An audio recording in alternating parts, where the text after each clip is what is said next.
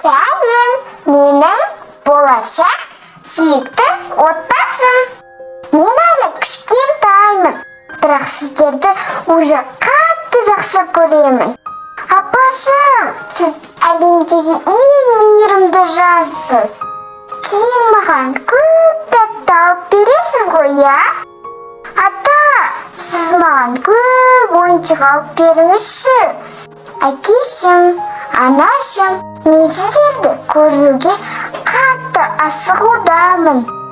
Ақылды әкешім, сұлу анам болғанына қатты қуаныштымын.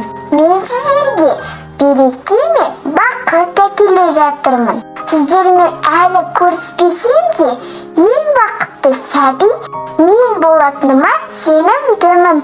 Маған қамқор болыңыздар. 9 айдан кейін кездескенше. Сәлем, мен Жандос ұлы немесе Жандос қызы.